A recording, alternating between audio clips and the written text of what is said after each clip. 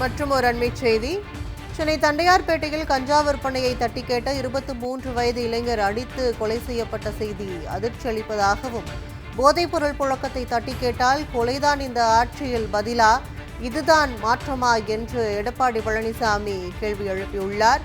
இந்த லட்சணத்தில் நேற்று திருச்சியில் பேசிய இன்றைய முதல்வர் தன் மீது வீண் பழி போடுவதாக வேறு ஆதங்கப்படுகிறார் என்றும், இவர் அதிகாரிகளை நியமித்து விட்டாராம், நியமித்தால் போதுமா, இதே அதிகாரிகள் தானே எல்லா ஆட்சியிலும் பணிபுரிகிறார்கள், மாற்றம் என்பது ஆட்சியாளரிடம் வர வேண்டும் என்றும் எடப்பாடி பழனிசாமி தெரிவித்துள்ளார். மேலும் காவல்துறையை கையில் வைத்திருப்பவர் சட்டம் ஒழுங்கிற்கு பொறுப்பேற்காமல் நழுவ முயல்வது வெட்கக்கேடு என்றும், போதைப் பொருளை தன்னால் ஒழிக்க முடியாது என்று மறைமுகமாக ஒப்புதல் வாக்குமூலம் வேறு அளித்துள்ளார் விஜய் என்றும் தெரிவித்துள்ளார்.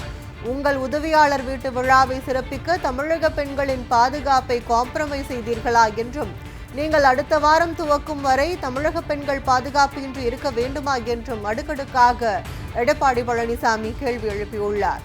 ஆட்சி நடத்துவது எப்படி என நீங்கள் 6 மாத கிராஷ் கோர்ஸ் முடிப்பதற்குள் மக்கள் மடிந்து கொண்டே இருக்க வேண்டுமா, அதை யாரும் கேள்வி கேட்க கூடாதா என்றும் கேள்வி எழுப்பியுள்ளார். கடந்த 3 வாரங்களில் எத்தனை ஆளுங்கட்சி நிர்வாகிகள் கொடும் குற்ற செயல்களுக்காக கைது செய்யப்பட்டு உள்ளார்கள்? ஒரு கட்சி தலைவராக தன் கட்சியினரை அடக்கி வைக்க வக்கில்லாதவர் எப்படி காவல்துறையை நிர்வகிப்பார்? இப்படிப்பட்ட ஆட்சி எப்படி மக்களை காக்கும், எப்படி பெண்கள் பாதுகாப்பை உறுதி செய்யும் என்றும் அடுக்கடுக்காக எடப்பாடி பழனிசாமி கேள்வி எழுப்பியுள்ளதை அண்மைச் செய்தியாக பார்த்து வருகிறோம்.